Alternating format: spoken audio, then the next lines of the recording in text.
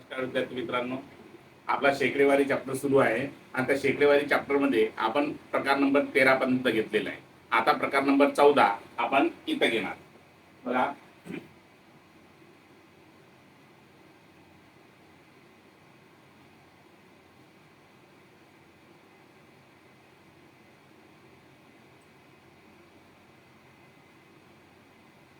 प्रकार नंबर 14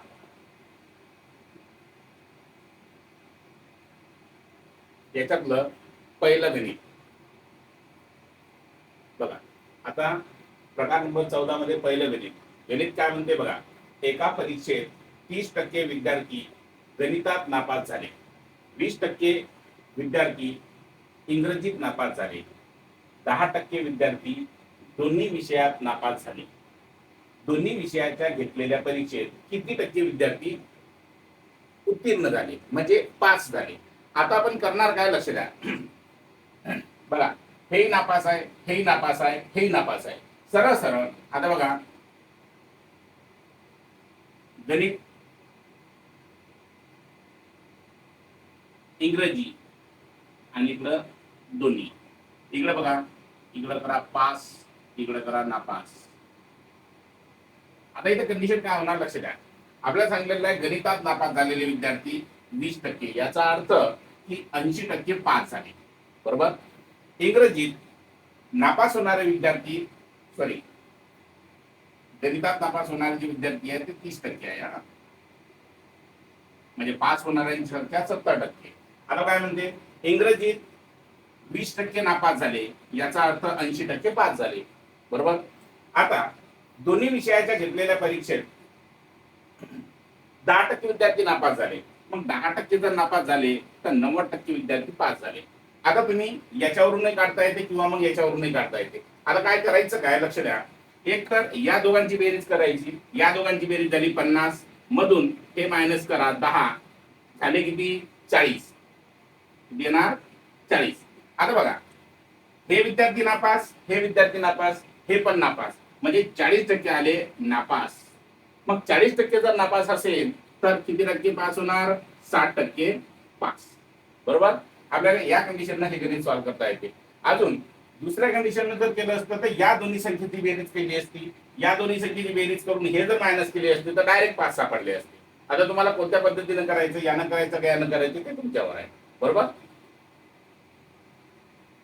चला, आता बघा दुसरं गणित काय म्हणते, लक्ष द्या. एका परीक्षेत 20% विद्यार्थी गणितात नापास झाले, 25% विद्यार्थी इंग्रजीत नापास झाले, 15% विद्यार्थी दोन्ही विषयात नापास झाले. तर आपल्याला उत्तीर्ण विद्यार्थ्यांची संख्या सांगितलेली आहे. मग सरळ सरळ बघा, पुन्हा गणितात किती झाले, 20% नापास झाले, याचा अर्थ 20% जर नापास झाले तर किती टक्के पास झाले, 80% पास झाले. इथं 25% नापास झाले, इकडं 25% नापास झाले, म्हणजे याचा अर्थ 75% पास झाले. बघा, दोन्ही याच्यातनी नापास होणाऱ्यांची संख्या आता 15 आहे, म्हणजे इकडे पास होणाऱ्यांची संख्या किती दिसणार, 75. आता या दोघांची बेरीज जर केली तर हे होणार 45, मधून 15 मायनस केले, इथं 0, इथं 3, म्हणजे हे झाले नापास. हे झाले नापास. तर 70% काय झाले, पास, बरोबर. या टाईपनं आपण ते गणित सॉल्व्ह करू शकतो. आता बघा, तिसरं गणित काय म्हणते. एका परीक्षेत 20% विद्यार्थी गणितात नापास झाले, 75% विद्यार्थी इंग्रजीमध्ये नापास झाले, 10% विद्यार्थी दोन्ही विषयात नापास झाले. तर दोन्ही विषयाच्या घेतलेल्या परीक्षेत किती टक्के विद्यार्थी उत्तीर्ण झाले. आता इथं काय करायचं, लक्ष द्या. गणितात नापास होणाऱ्यांची संख्या 20 आहे, म्हणजे याचा अर्थ 80% पास झाले. आता इथं 75% विद्यार्थी नापास झाले, म्हणजे 25% विद्यार्थी पास झाले. आता याच्या दोन्ही विषयातनी 10, इथं येणार 90. या दोघांची बेरीज करा. या दोघांची जर बेरीज जर केली तर इथं येणार 95. 95 मधून 10 गेले, म्हणजे 85% विद्यार्थी नापास झाले. तर 15% विद्यार्थी पास झाले. 15% विद्यार्थी पास झाले. याला या टाईप मध्ये आपण सॉल्व्ह करू शकतो. चला, आपला समोरचा प्रकार बघा, समोरचा प्रकार नंबर 15. आता बघा मागच्या गणितात आणि या गणितात फरक काय आहे लक्ष द्या. मागच्या गणितात होतं तुम्हाला नापास झालेले विद्यार्थी, याच्यात दिलेले आहे तुम्हाला पास झालेले विद्यार्थी. बघा इंग्रजी व गणित या विषयाच्या घेतलेल्या एका परीक्षेत 75% विद्यार्थी इंग्रजीत पास झाले व 70% विद्यार्थी गणितात पास झाले आणि दोन्ही विषयात 15% विद्यार्थी नापास झाले. तर गणित व इंग्रजी या विषयाच्या घेतलेल्या परीक्षेत किती टक्के विद्यार्थी पास झाले. आता इथं सेम कंडिशन मांडायची जशी पहिले मांडली. बघा इंग्रजी गणित इकडं पास इकडं नापास. आता बघा इंग्रजीत पास होणारे किती, 75% पास झाले म्हणजे 25% नापास झाले. गणितात 70% पास झाले म्हणजे 30% नापास झाले. आता इकडे करा दोन्ही. आता दोन्ही विषयात नापास होणाऱ्यांची संख्या दिलेली आहे, याचा अर्थ की 15% नापास झाले म्हणजे 85% पास झाले. सेम कंडिशन पहिल्यासारखंच करायचं. या दोघांची बेरीज करा. या दोघांची बेरीज झाली 55. 55 मधून 15 मायनस केले, इथे किती 0, इथे झाले 40. म्हणजे हे नापास, हे नापास, हे नापास, तर हे पण नापास, हे झाले नापास. मग 40% जर नापास झाले असेल तर 60% होणार पास. आपल्याला काय विचारलं, पास विद्यार्थी संख्या किती. पास विद्यार्थी संख्या किती, 60%. बघा हे खाली दिसत नाहीये, इथून जर मायनस जर केले तर तुमच्याकडे उरले 40%. 40% होणार नापास, तर मग 60% पास. आता दुसरं गणित बघा. इंग्रजी व गणित या विषयाच्या घेतलेल्या एका परीक्षेत 70% विद्यार्थी इंग्रजीत पास झाले व 60% विद्यार्थी गणितात पास झाले आणि दोन्ही विषयात 45% विद्यार्थी नापास झाले. तर गणित व इंग्रजी या विषयाच्या घेतलेल्या परीक्षेत किती टक्के विद्यार्थी पास झाले. आता इथं करायचं काय लक्ष द्या. सेम कंडिशन गणित आणि इंग्रजी, गणित इंग्रजी आणि दोन्ही विषय मांडले. बघा गणित इंग्रजीत पास होणाऱ्यांची संख्या किती आहे, 70%. याचा अर्थ 30% झाले नापास. गणितात पास होणाऱ्यांची संख्या 60 आहे म्हणजे 40% झाले नापास. दोन्ही याच्यात नापास होणाऱ्यांची संख्या आहे 45 म्हणजे याचा अर्थ 55% झाले पास. आता इथे काय होणार, या दोघांची बेरीज करा. या दोघांची बेरीज झाली 70. मग 70 मधून 45 मायनस करा. बघा 10 मधून 5 गेले, 5 राहिले. इथचा एक इथं आला म्हणजे इथं 2 राहिले. म्हणजे बघा इथं 25% विद्यार्थी नापास झाले. 25% जर नापास झाले असेल तर 75% विद्यार्थी पास झाले. तर समोरचं गणित बघा.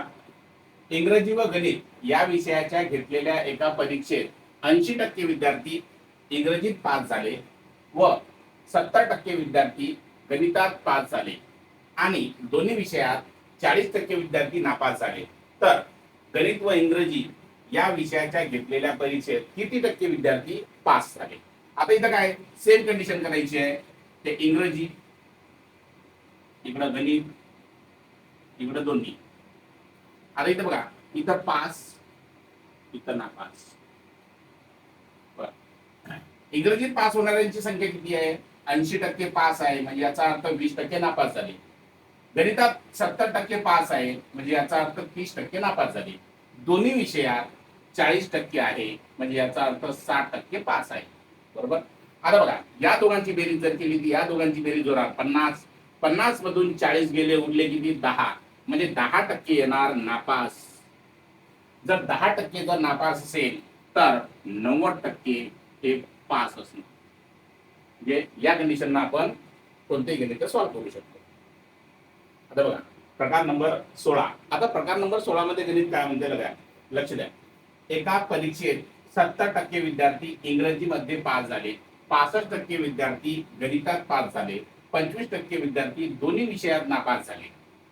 जर 3000 विद्यार्थी दोन्ही विषयात पास झाले असतील तर त्या परीक्षेला किती विद्यार्थी बसले होते. आता इथे एक कंडिशन लक्षात घ्या. जसं आतापर्यंत केलं सेम कंडिशन अर्धगणित तसं सॉल्व्ह करायचं. काय करायचं लक्ष द्या. इथं 2 विषय आहेत, एक इंग्रजी दुसरा गणित, दोन्ही. इथं पास इथं नापास. आता 5ची संख्या किती दिलेली आहे गणितात इंग्रजीमध्ये दिलेली आहे 70%, याचा अर्थ 30% नापास झाले. गणितात गणितात दिलेलं आहे आपल्याला, इंग्रजीत दिलेलं आहे 70%, तर नापास झाले 30%. गणितात दिलेलं आहे आपल्याला 65%, याचा अर्थ 35% नापास झाले. पास होणाऱ्या दोन्ही विषयात नापास होणाऱ्यांची संख्या दिलेली आहे 25, याचा अर्थ 75% पास झाले. पहिले हे कंडिशन करा. याच्यानुसार जर म्हटलं की या दोघांची बेरीज येणार 65, या 65 मधून हे 25 मायनस करा, इथं 0.4 म्हणजे 40% झाले नापास. जर 40% जर नापास झाले असेल तर आपल्याकडे 60% झाले पास. बरोबर. आता हे झालं आतापर्यंतच का, मग मागच्या प्रकारामध्ये घेतलं इथपर्यंत. याच्यानंतर करायचं काय, आपल्याला दिलेला आहे 3000 विद्यार्थी दोन्ही विषयात पास झाले, म्हणजे याचा अर्थ पास होणाऱ्यांची संख्या आहे 60%, म्हणजे 60% म्हणजे 3000. तर आपल्याला काय विचारलं, आपल्याला जर विचारलं असेल एकूण किती विद्यार्थी बसले, तर आपण इथं 100 घेणार. जर आपल्याला विचारलं असतं नापास होणाऱ्यांची संख्या, तर आपण इथं 40 घेतले असते.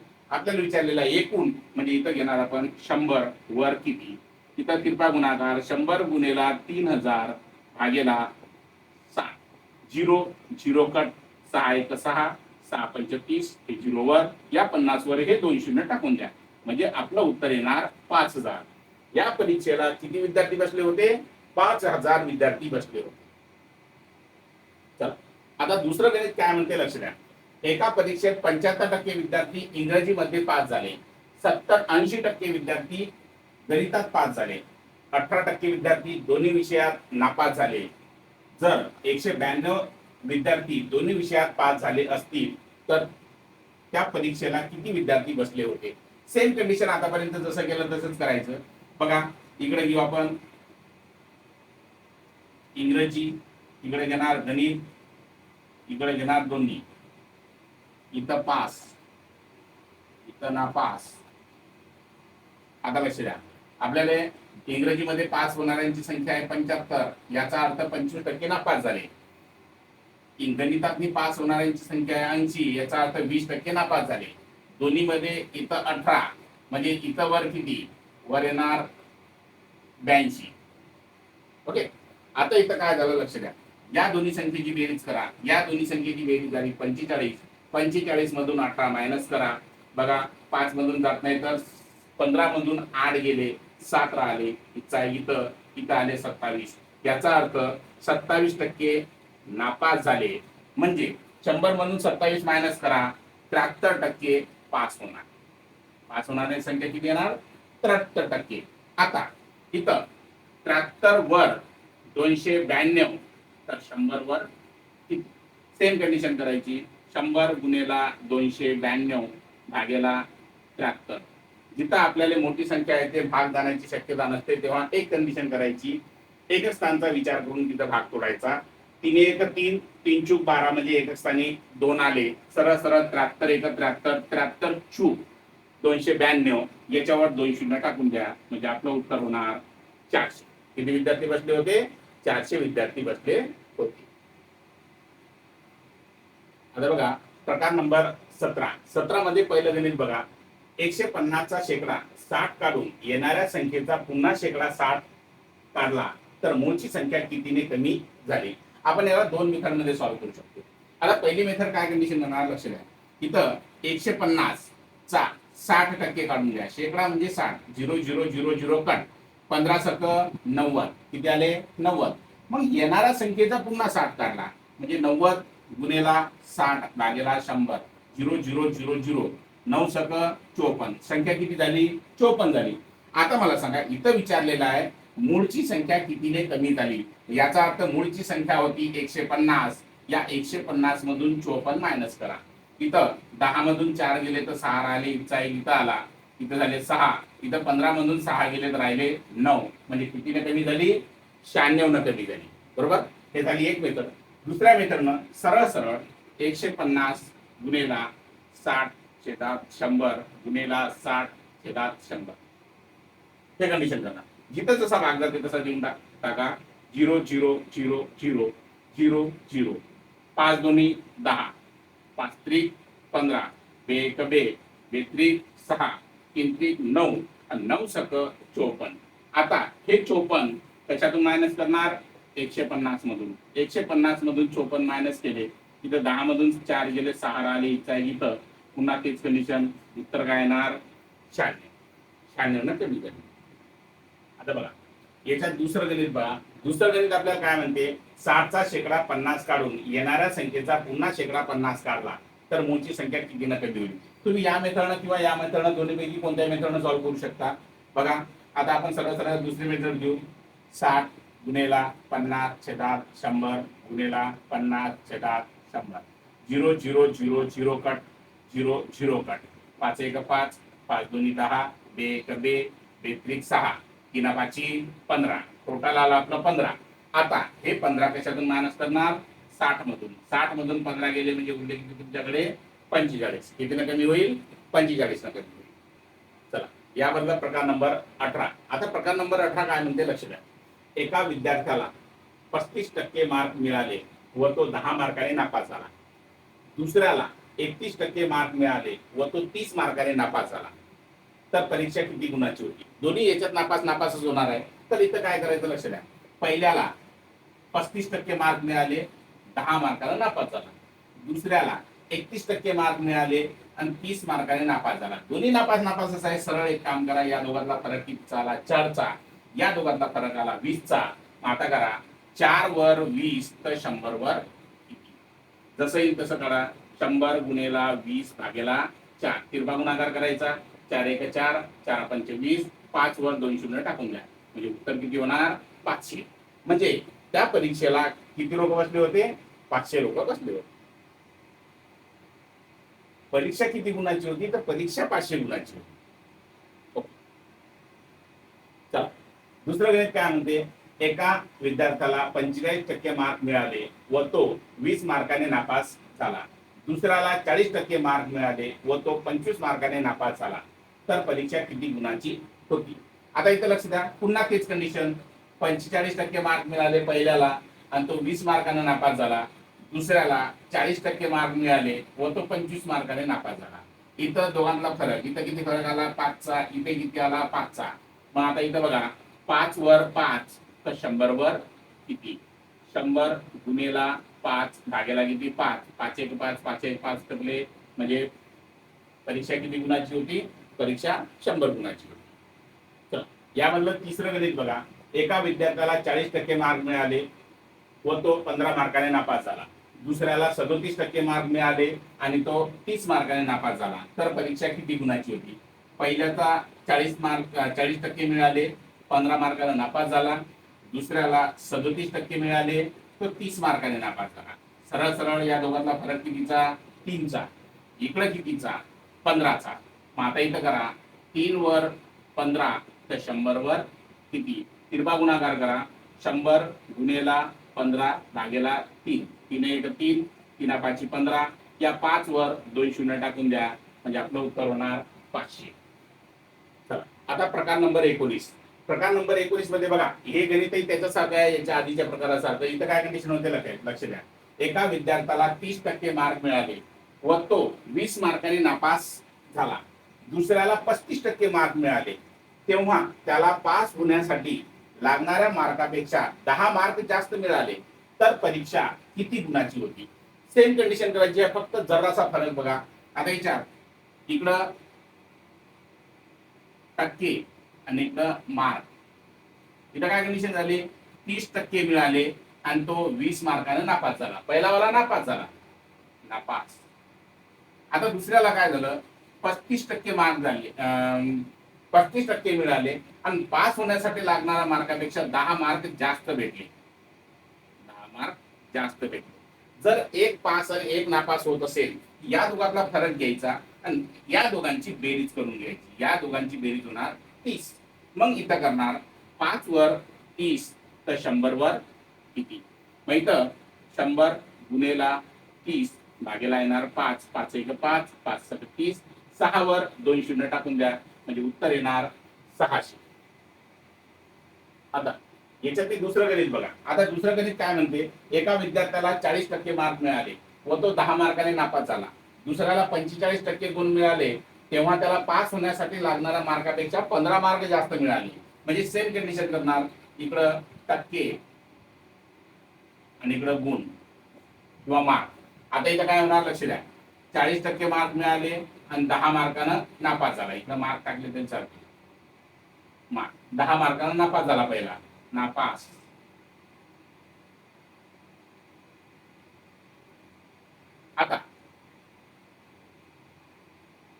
आता बघा, दुसऱ्याला 45% मार्क मिळाले आणि त्यानं पास होणाऱ्या मार्कापेक्षा 15 मार्क जास्त भेटले, जास्त मिळवले. आता इथं काय होणार, या दोघांचा फरक येणार 5चा, या दोघांची बेरीज होणार, या दोघांची बेरीज होणार 25.